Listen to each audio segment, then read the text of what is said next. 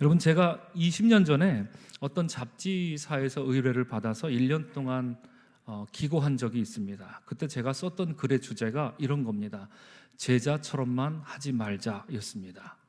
여러분들도 이미 느끼셨겠지만 복음서에 나오는 제자들의 모습은요, 저 사람들이 예수님의 제자 맞나 싶을 정도로 예수님이 아무리 말씀하셔도 일단 못 알아듣습니다. 그렇죠? 한두 번 말씀드려도 못 알아듣습니다.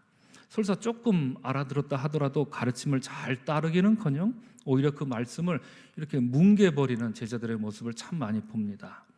공허하고도 그리고 헛된 맹세로 변죽만 울릴 뿐이지 참된 제자의 모습은 도무지 찾아보기 어려운 사람들이 안타깝게도 예수님의 제자들이었습니다. 그래서 이런 제자들한테 만약 배울 게 있다면 그것은 그저 사자성어로 반면교사라 이렇게 얘기하듯이 저렇게 하면 안 되겠구나 하는 그런 모습을 복음서를 통해서 참 많이 배우게 됩니다. 그런 교훈이 있습니다. 그런데 여러분, 이처럼 반면교사하기만 할 것 같은 제자들을요, 조금 더 깊이 들여다보면 저로서는 그 못난 모습들을 처음에는 이렇게 비판하고 비난하게 됩니다. 이거 어떻게 제자들이 이럴 수가 있을까? 정말 못났다 이렇게 생각하다가도 오히려 조금 지나면 저 자신을 되돌아보게 됩니다. 그러니까 이런 못난 사람들 같으니 할 때도 많지만 조금 지나면 아이고야, 이건 내 모습 아닌가 이렇게 깨닫게 될 때가 사실상 더 많다는 얘기입니다. 하지만 여러분, 이처럼 예수님 마음을 아프게 했던 제자들이었어도 다 아시다시피 훗날 부활하신 주님을 만난 뒤로는, 성령을 받은 뒤로는 자신의 이 목숨 따위는 전혀 아깝게 생각하지 않았고요, 담대하게 하나님 나라를 전했던 것을 우리는 정말 잊어서는 안 됩니다. 그러니까 여러분, 제자가, 복음서의 제자들이 사도행전으로 넘어와서는 사도가 된 것이지요. 이런 점에서는 여러분 오히려 부끄러워집니다. 여러분이나 저도 2000년 전 제자들이 받았던 그 성령과 똑같은 성령을 받은 것 맞습니까? 아닙니까? 맞지요? 맞습니다. 2000년 전 제자들에게 임하셨던 그 성령이 오늘 우리에게도 똑같이 임하신 것입니다. 그런데 성령께서 2000년을 지나시는 동안 늙고 쇠약해지시기라도 한 것처럼 같은 성령을 받고도 같은 예수 그리스도를 주님이라 고백하는데 우리는 왜 사도행전의 제자들처럼 살지 못하고 있는가, 이런 생각도 감출 수 없기 때문이지요. 이런 점에서 보면 여러분, 제가 앞서 반면교사다 이런 말씀을 드렸지만 반면교사가 아니라 타산지석입니다. 성령을 받기 전과 성령을 받고 난 후가, 그러니까 before하고 after가 완전히 달랐던, 그래서 이번에도 놀라게 되지요. 저들이 정말 그때 그 못난 제자들이 맞는가? 이렇게 다시금 놀라게 될 정도로 위대한 제자의 본을 보여준 것이 바로 12 제자들이었기 때문입니다. 오늘 본문에 함께 나눴지만 여러분, 나오는 세베대의 아들 야고보만 해도 그렇습니다. 우리가 함께 읽었지만 오늘 본문에 나오는 야고보는요, 요즘 젊은이들이 쉽게 쓰는 말로 완전 비호감 인물로 등장합니다. 아이고, 어떻게 저럴 수 있을까? 자기 동생하고 같이 예수님께 은밀히 다가가서는 훗날 주님이 영광을 받게 될 그날이 오면 한 자리 달라고, 하나 왼쪽에 하나 오른쪽에, 그렇죠? 예수님 오른팔과 왼팔이 되게 해달라고, 그 영광의 자리에 앉게 해달라고 예수님께 은밀하게 요청을 하고 있지요. 비난받아 마땅합니다. 비호감이 분명한 것 같습니다. 그런데 바로 이랬던 야고보가 사도행전 12장 1절을 보시면 이처럼 자기 욕심을 차리려고 했던 비호감 야고보가 헤롯 아그리빠 왕에 의해서 칼에 맞아 순교합니다. 12제자 중에 최초로 순교한 제자가 바로 이 야고보였습니다. 이 얼마나 놀라운 삶의 전환이란 말입니까? 우리 사랑하는 서강의 성도 여러분, 다시 말씀드리지만 우리가 아무리 어리석고 못난 제자들의 모습을 확인하게 되더라도 저들은 훗날 부활하신 주님을 만난 뒤로는, 성령을 체험한 이후로는 순교자의 사명으로 주님의 복음을 전했던 사람이라는 것을 우리는 절대로 잊어서는 안 됩니다. 우리는 이것을 변화라고 부릅니다. 우리 그리스도인들은 늘 변화를 꿈꾸고요, 그 변화를 포기하지 않습니다. 강물이 어찌 바다를 포기할 수 있겠습니까? 그럴 수 없는 것처럼 천천히, 그리고 비록 더디 흐른다 할지라도 언젠가는 변화의 바다에 도달할 수 있다는 믿음을 버려서는 안 되는 것입니다. 그래서 여러분들 축복하고 싶습니다. 오늘 성경 말씀을 통해서 하나님께서 우리에게도 허락하실 이런 변화의 은총이 오늘 모인 우리 모두와 또한 우리 서강 공동체 위에 임할 수 있기를 주 이름으로 거듭 축복드립니다. 아멘. 여러분, 예수님 시대 때 유대교의 랍비들은요, 늘 많은 제자들을 거느리고 다녔습니다. 그런데 랍비들은요, 보통 제자들을 선발할 때 그 기준이 무척이나 까다롭기로 유명했던 사람들이었는데요, 무엇보다 랍비들이 제자들을 뽑을 때는요, 첫 번째로 율법에 비추어서 정결한 삶을 살고 있느냐 아니냐, 이것이 가장 중요한 기준이 됐습니다. 그래서 율법을 잘 지키고 살지 못했던 사람 같으면 아무리 똑똑해도, 아무리 돈이 많아도, 아무리 잘났어도 안 돼, 이랬다는 얘기입니다. 그것이 첫 번째 기준입니다. 둘째로는요, 공부를 가르치면 잘 따라올 수 있을 만큼 지적인 능력을 충분히 갖추었는지 꼼꼼히 따져 물으면서 제자를 선발했다고 합니다. 소위 말하는 랍비의 제자들은요, 엘리트 교육이었던 것입니다. 여러분, 유대교 랍비들은요, 기도와 성경 공부가 있습니다. 기도와 성경 공부 중에 어떤 것이 더 중요하게 여겼을까요? 여러분들은 어떤 게 중요합니까? 기도하는 것과 성경 공부하는 것, 어떤 게 더 중요합니까? 전 질문 자체가 좀 어리석긴 합니다만, 여러분들은 무엇을 더 중요하다 생각하십니까? 그런데 랍비들은 기도와 성경 공부 중에 어떤 것을 중요하게 여겼냐면 성경 공부였습니다. 왜 그런지 아십니까? 그 이유가 중요한데요, 랍비들은 생각하기를 기도는 인간이 하나님께 말하는 거잖아요. 그렇죠? 인간이 하나님께 말하는 것. 그렇지만 성경 공부는 하나님이 인간에게 말씀하시는 시간이다, 이렇게 여겼기 때문에 기도보다 하나님이 말씀하시는 성경 공부 시간이 더 중요하다, 이렇게 여겼던 것입니다. 그러니 하나님이 말씀하시는데, 성경을 통해서 말씀하시는데 이 지적인 능력이 부족해서 성경을 이해하지 못한다면 그건 단순한 이해 부족의 차원이 아니라 그것은 불경스러운 일이다, 이렇게 생각했던 것입니다. 이렇게 생각하고 있었으니 여러분, 랍비들이 제자들을 선발하는 데 있어서 얼마나 까다롭게 굴었겠습니까? 안 봐도 비디오입니다. 요즘 말로 안 봐도 유튜브입니다. 뭐 이런 말을 쓰더라고요. 그런데 이에 반해서 예수님은 제자들을 어떻게 부르셨던가요? 물론 지금 곰곰이 생각해 보면 예수께서 그 제자들을 부르신 남다른 예수님만의 안목이 있었을 것 같다, 이런 생각도 물론 합니다만, 얼핏 성경을 읽게 되면, 그리고 예수님이 제자들을 부르시는 그 장면들을 읽게 되면 아무런 기준도 없이 아무나 부른 것처럼 보입니다. 제자들을 선발하실 때 일말의 기준이라든가 아니면 일관성도 없어 보입니다. 여러분, 어떤 사람들이 예수님의 제자였습니까? 잘 아는 어부 출신입니다. 베드로 같은 어부는 가난한 어부였습니다. 그러합니다. 그런데 오늘 본문에 나오는 야고보와 요한은 그들의 아버지였던 세베대라는 이름과 늘 함께 나오죠. 세베대의 아들 야고보와 요한, 무슨 말일까요? 그만큼 그 아버지 세베대의 명성이 자자했기 때문에 세베대라고만 하면 누구나 다 안다, 그만큼 부와 명성을 갖고 있었던 유명한 사람의 아들들이라는 얘기겠지요. 같은 어부였지만 베드로와는 질적으로 다른 그런 어부였다라는 얘기입니다. 그러니까 이 어부들도 예수님께서는 제자로 부르셨습니다. 그런데 이 어부라는 직업만 놓고 보면 유대 랍비들은 제자로 삼지 않으려 했을 것입니다. 왜 그렇습니까? 어부라는 직업 자체가 직업상 어떤 정결한 삶을 살기 어려운 직업이겠지요. 배를 타고 항해를 나가면 제때 또 율법에 따라 예배를, 제사를 드릴 시간을 지키기가 굉장히 어려웠을 것입니다. 그러니 랍비들은 이 어부 출신을 제자로 삼기 꺼려 했을 것입니다. 그리고 또 어떤 제자들이 있었던가요?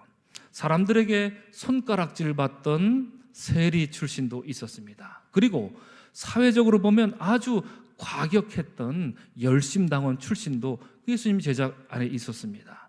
또한 과거에 유대교의 신봉, 유대교에 헌신적으로 유대교를 신봉하던 보수적인 사람들도 있었지만 안드레나 빌립, 여러분 제가 일전에 2번 말씀드린 기억이 납니다. 안드레나 빌립 공통점이 무엇인가요? 이름이 유대식 이름이 아니라 헬라식 이름입니다. 안드레아스, 필리포스, 이렇게 헬라식 이름으로 유대식 이름을 버리고 헬라식 이름으로 계명을 이미 한 사람들이니 이 사람들은 아마도 사상적으로 아주 자유분방한 사람들이었을 것입니다. 그래서 이런 제자들의 면면을 들여다보면 예수님은 과연 무슨 기준으로 제자를 부르신 건지 궁금해지기만 합니다. 그런데 여러분, 어디 그게 비단 2000년 전 일이기만 하겠습니까? 오늘 예배하고 있는 우리 여러분들 얼굴들을 한번 쳐다보십시오. 우리들만 하면 어떻습니까? 우리들도 마찬가지겠지요. 오늘 예배하시는 여러분들 어디 다 똑같은 분들만 앉아 계신 것은 아니겠지요. 그 어려운 시험이라 소문난 예수 국가고시 패스하고 여기 오신 분 계신가요? 아무도 안 보셨나요? 무슨 말인지 못 알아들으십니까? 예수 국가고시 농담인데요. 모르긴 몰라도 예수님의 제자 그룹보다 훨씬 더 다양한 사람들을 오늘 예수께서는 제자로 부르고 있습니다. 여러분들과 저처럼 말입니다. 여러분, 그러므로 예수님의 제자가 되는 것은 기본적으로 어떤 능력을 뜻하는 게 아닙니다. 얼마나 배웠는지, 얼마나 재산이 많은지, 얼마나 좋은 달란트를 갖고 있는지 이런 것과는 전혀 상관이 없습니다. 그리고 예수님의 제자가 되는 것은 또 어떤 사상을 갖고 있는지 상관없습니다. 어떤 직업을 갖고 있는지 더더욱 상관없습니다. 이런 것에 달려 있지 않습니다. 누구나 예수님을 주님으로 모시고자 하는 사람이라면, 그분을 따르고자 하는 사람이라면 우리 주님은 우리 중 그 누구라도 내치거나 멀리하실 분이 아니라는 말씀입니다. 오늘 본문의 말씀은 우리가 이미 잘 아는 말씀이지요. 지금까지 마가복음을 통해서 여러분이나 저나 황당하게 이를 데 없는 제자들의 모습을 참 많이 목격하며 오늘에 이르고 있는데요. 오늘 본문에 와서는 그 황당함이 정점을 찍고 있습니다. 그러니까 지금까지 확인했던 못난 제자들의 모습은 여러분 다 싹 다 잊으셔도 됩니다. 그 못난 제자들의 모습은 그저 예고편에 불과했습니다. 그렇게 말할 수 있을 정도로 이 제자들의 모습이 상태가 심각해도 너무 심각해 보이는 모습을 보이고 있습니다. 오늘 본문에서 세베대의 아들 야고보와 요한은 2가지 터무니없는 요구를 예수님께 하고 있지요. 첫 번째는 무엇입니까? 35절에서 무엇이든지 자기들이 구하는 말을 해달라는 것이었습니다. 그렇게 말하면서 예수님께 은밀히 다가옵니다. 여러분, 이런 요구 어떻습니까? 어떻게 생각하십니까? 무엇을 요구하는지 말하기도 전에 내가 요구하는 것을 무조건 들어달라는 얘기 아닙니까? 여러분, 무슨 놈의 요구가 이렇게 무식하단 말입니까? 한참 뜨겁게 연애하는 남녀 사이에서도 이렇게는 안 할 것입니다. 저도 해봤지만 사랑하는 남녀 사이에 할 때는 내가 부탁하는 거 들어줄 거야? 안 들어줄 거야? 이렇게 살짝 이렇게 묻는 이 정도가 가장 무례하게 서로 간에 묻고 뭘 부탁할 때 쓰는 말이겠죠. 그런데 저들은 다짜고짜 우리들이 무엇을 요구하든지 다 들어달라 이런 얘기입니다. 그러더니 이 사람들은 37절에서 본격적인 2번째로 무모한 요구를 하고 있습니다. 그게 무엇이죠? 주님이 영광 받으실 때 우리를 하나는 우편에 하나는 좌편에 앉게 해달라는 얘기였습니다. 무슨 요구를 이렇게 뻔뻔하게 한단 말입니까? 뻔뻔하게 대놓고 한단 말입니까? 권력과 돈이나 탐하는 조직 폭력배가 아니라면 이처럼 대놓고 높은 자리를 달라 말라 하지는 못할 것입니다. 이런 요구가 여러분 더더욱 심각한 것은요, 살짝 32절을 한번 올려다 봐주시기 바랍니다. 오늘 본문 32절을 보시면 예수께서는 이제 곧 자신이 고난받으실 것을 지금까지 2번 말씀하셨다가 32절에서 마지막으로 예수님이 내가 고난을 받게 될 것이다 하는 것을 마지막 3번째로 예고하셨거든요. 이렇게 말씀하셨죠. 이제 곧 내가 예루살렘에 올라가게 되면 대제사장들과 서기관들에게 넘겨질 것이다. 그 후에는 그들이 나를 죽이기로 결의를 하고 이방인들에게 나를 넘겨줄 것이다. 그러면 그들은 나를 능욕하고 침뱉으며 채찍질하고 나를 죽일 것이라 방금 전에 말씀하신 겁니다. 그렇죠.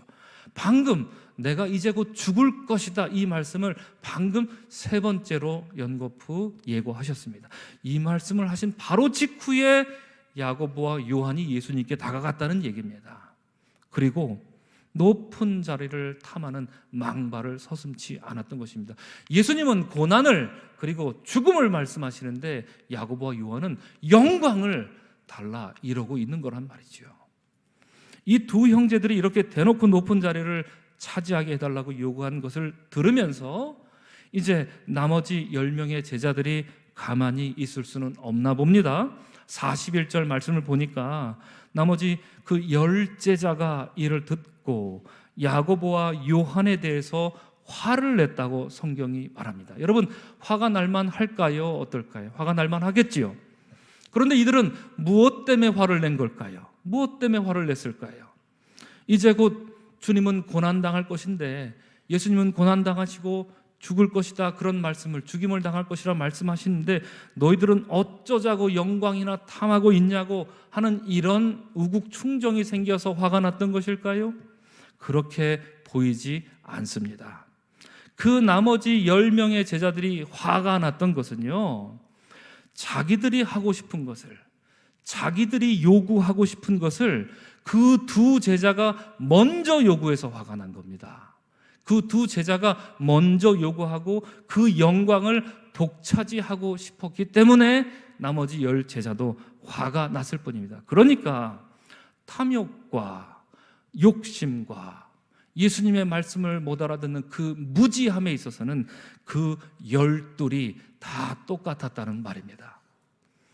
여러분, 도플갱어라는 좀 어려운 말인데 혹시 이런 말 들어보셨습니까? 도플갱어, 영화로도 오래전에 상영된 바가 있는데요, 도플갱어라는 이 독일 말입니다.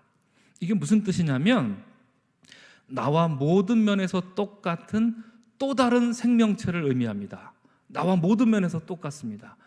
똑같은데 하나 더 있는 거예요. 그런 생명체를 일컬어서 독일 말로 도플갱어 이렇게 부르는데요, 여러분, 혹시 어딘가에 여러분과 똑같이 생긴 사람이 살고 있다고 한번 가정을 해보십시오. 미국 LA에 가면 누굴 예로 한번 들어볼까요? 예, 우리 권영숙 장로님, 죄송합니다. 미국 LA 가면 권영숙 장로님하고 똑같이 생긴 사람이 LA에 살고 있다고 생각해 보세요. 아니, 외모만 똑같은 게 아니라 권영숙 장로님이 한 분 더 계신 거예요. 그냥 생각도 똑같이 장로님처럼 하시고요, 그리고 살아온 것도 똑같이 살아오셨어요. 아니 한 분 더 계시면 우리야 너무 좋죠, 그죠? 우리야 너무 좋죠. 근데 장로님 입장에서는 권영숙이라는 또 다른 사람이 한 명 더 있다고 한다면 어떨까요? 그리고 그 사람을 내가 대면한다면 어떨까요? 저도 한번 생각을 해봤습니다.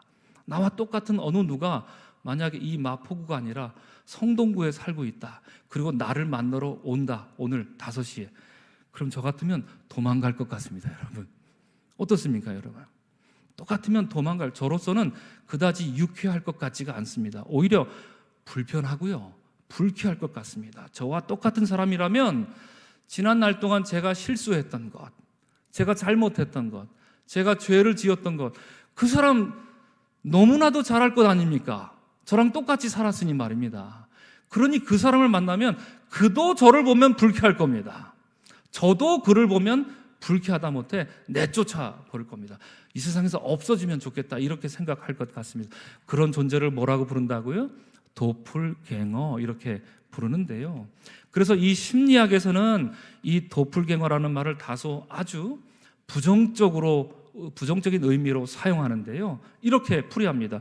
우리 자신의 내면에 살고 있는 심리적인 쌍둥이, 이렇게 말합니다. 우리 김복순 권사님 쌍둥이를 보셨는데, 손주를요, 손주를 보셨는데, 우리 내면에 살고 있는 이 심리적인 쌍둥이, 그렇죠? 우리 안에 밝은 면이 있으면 어두운 면도 있지요. 그걸 우리가 그림자, 이렇게 융심리학에서는 그렇게 부르는데요, 우리 안에 살고 있는 심리적 쌍둥이, 이것을 도플갱어라 이렇게 해석합니다.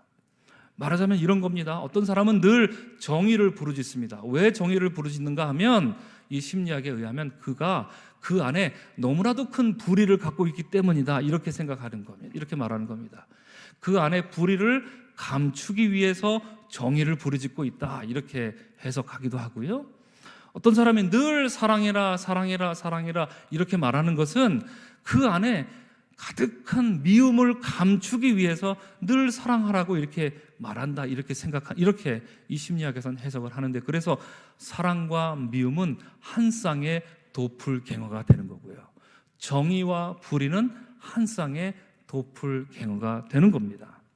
그래서 노벨 문학상을 받았던 저 유명한 포르투갈의 소설가 주제 사라마구라는 사람이 있습니다. 눈먼 자들의 도시라는 책을 쓰고 오래전에 영화로도 나왔었지요. 이 사람이 쓴 또 다른 소설에 보면 작가가 이런 말을 합니다. 내 눈앞의 현실이 불편하여서 인정하고 싶지 않을 때 다른 존재에게 죄를 뒤집어 씌우려는 우리의 욕구가 이토록 강렬하다, 이렇게 말합니다. 내게 일어난 일이 너무나도 불편해서 그것을 다른 사람에게 죄를 뒤집어 씌우려고 하는 욕구가 인간에겐 너무나도 강렬하다, 이렇게 책에서 말하고 있는 것인데요. 그러니까 오늘 본문을 우리는 이렇게 해석해 볼 수 있습니다. 그 열죄자들이 왜 화가 났을까? 그 열죄자들은 자기들도 똑같이 갖고 있던 그 욕심을 먼저 차지하려고 했던 야고보와 요한이라는 도플갱어를 맞닥뜨리게 된 것입니다. 자기들 안에 있는 그 달콤하고 황홀한 욕심을 저 두 놈이 독차지하려고 했던 것이니 얼마나 화가 났겠습니까? 그런 것이겠죠. 여러분, 42절 말씀을 보시면 예수께서는 그런 못난 제자들을 바라보시면서 너희들은 이방인만도 못하다, 이렇게 말씀하십니다. 이방인들도 너희처럼 안 하겠다, 이렇게 풀어서 말씀하십니다. 이렇게 호통을 치시면서 예수께서는 마지막 절인 45절에서 우리가 많이 암송하고 있는 저 유명한 가르침을 주십니다. 여러분, 우리 그 말씀을 다 찾아서 한 목소리로 함께 읽어보면 좋겠습니다. 45절입니다. 찾으셨습니까? 시작. 인자가 온 것은 섬김을 받으려 함이 아니라 도리어 섬기려 하고 자기 목숨을 많은 사람의 대속물로 주려 함이니라. 아멘, 아멘. 여러분, 예수께서는 자신의 고난과 죽음을 3번이나 예고하셨지만 왜 그래야 했는지, 왜 죽어야 하는지 지금까지 단 한 번도 말씀하신 적이 없습니다. 그런데 비로소 오늘 본문 45절에서 내가 왜 죽어야 하는지 그 이유를 제자들에게 알려주신 것입니다. 그 이유는 이것이지요. 인자가 온 것은 섬김을 받으려 함이 아니라 섬기기 위함이며, 나는 그렇게 섬기다가 내 목숨을 많은 사람들을 위한 대속물로 주려 하기 위해 왔다, 이렇게 말씀하시는 것이겠죠. 고대 사회에서 이 대속물이라는 말, 루트론이라고 하는 헬라어 단어인데, 이 대속물은요, 몸값을 의미하는 단어인데요, 이 몸값은 처형을 목전에 둔 어떤 사람을 구하기 위해서 지불하는 돈을 의미합니다. 그러니까 이 사람이 그냥 놔두면 처형을 당합니다.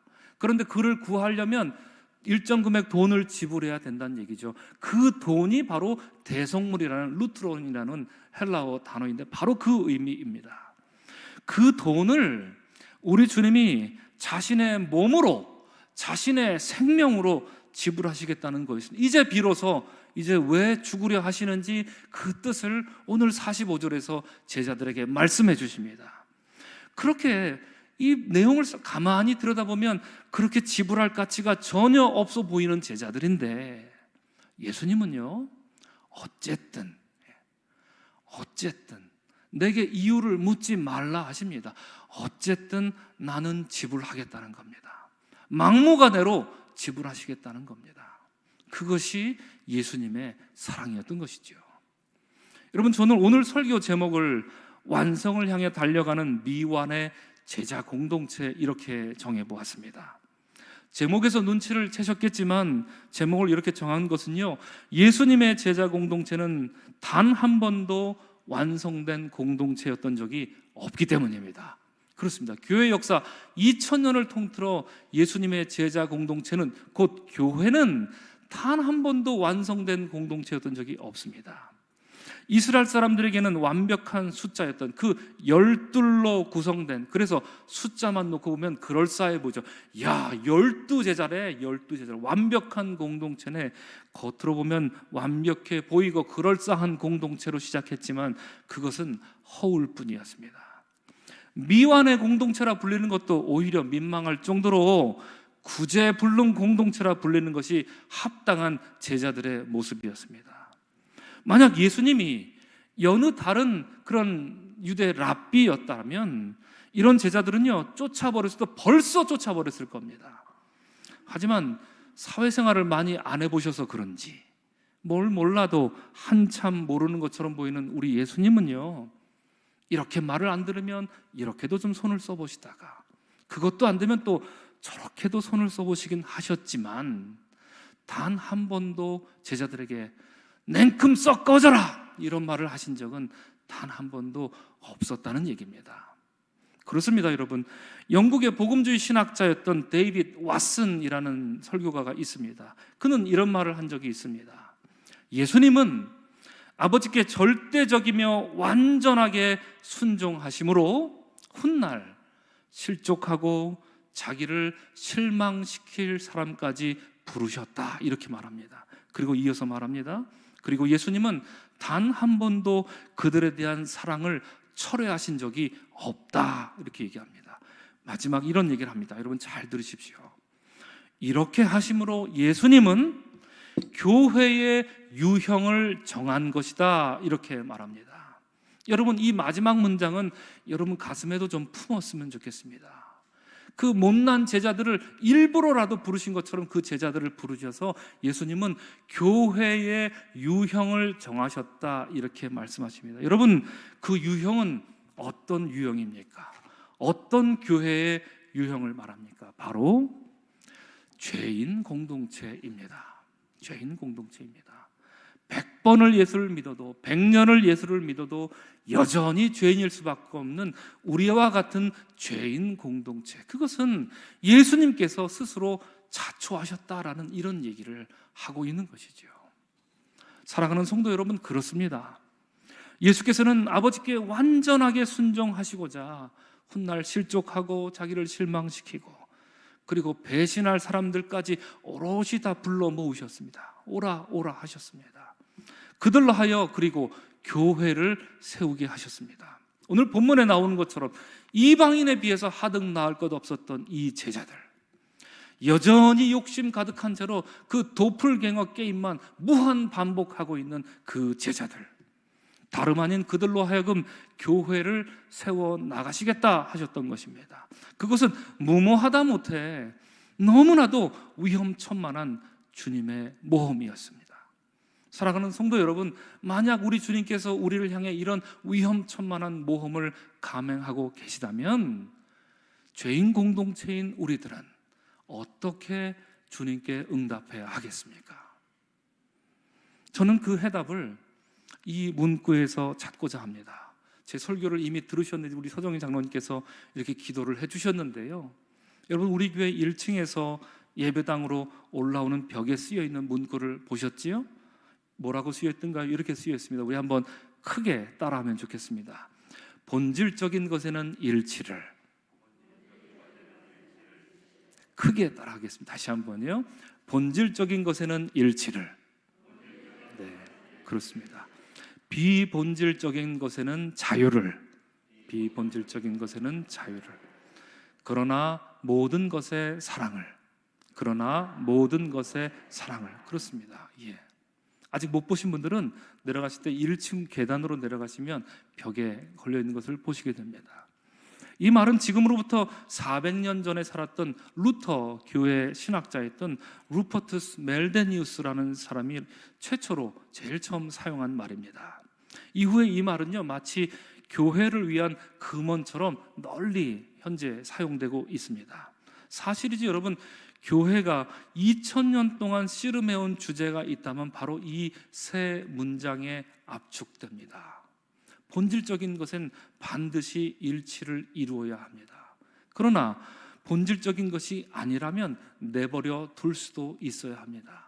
그러나 일치를 하든 내버려 두든 사랑 없이 해서는 안 된다라는 것이 이 신학자의 말이기도 하고, 그것이 2000년 교회의 역사가 우리에게 주는 교훈이라는 말이지요. 사랑하는 서강의 성도 여러분, 다시 말씀드리지만 교회는 단 한 번도 완성된 적이 없습니다. 2000년 교회 역사를 아무리 뒤져봐도 교회는 늘 미완성이었습니다. 교회는 영원한 죄인 공동체일 수밖에 없기 때문입니다. 그러나 또한 여러분, 교회는 영원한 죄인 공동체였지만, 그것도 2000년 동안 말입니다. 그러나 단 한 번도 그 완성을 향한 경주를 멈춘 적이 없습니다. 그것은 자신의 생명을 몸값으로 치르고 우리를 구원하신 예수 그리스도께서 이 교회의 머리이자 주인이 되시며 친히 교회를 이끌어 가시기 때문인 줄로 믿습니다. 사랑하는 서강의 성도 여러분, 바로 그 주님이 오늘 이 시간 우리도 간절히 부르고 계십니다. 그 옛날 제자들을 향한 사랑을 철회하지 않으셨던 것처럼 우리를 향한 사랑도 여전하여서 우리의 실패와 우리의 실수와 그리고 우리의 상처를 싸매주시며 이 위대한 믿음의 경주를 끝까지 완주하자, 이렇게 우리의 손을 붙들고 계십니다. 오늘 함께 예배하는 우리 모두가 그토록 간절히 원하시는 주님의 초대에 응할 수 있기를 바랍니다. 여러분, 그리하여 우리의 믿음의 서강 공동체가 대속해 주신 주님의 사랑과 은혜에 아름다운 풍경을 빚어나가는데 멈춤이 없는 그런 믿음의 공동체로 거듭날 수 있기를 주님의 이름으로 간절히 축원합니다. 아멘. 기도하겠습니다. 참 좋으신 하나님 아버지, 감사합니다. 오늘 이 예배 시간을 통하여서 우리에게 말씀하시니 감사합니다. 본질적인 것에는 일치를, 비본질적인 것에는 자유를, 그러나 모든 것에 사랑을. 그렇습니다. 그 사랑은 저 세상이 말하는 사랑이 아니었습니다. 하나 가치 없는 무가치한 존재들을 위해서 하늘의 왕께서 자신의 몸을, 자신의 생명을 대속물로 몸값으로 지불하신 이 위대한 사랑이기 때문입니다.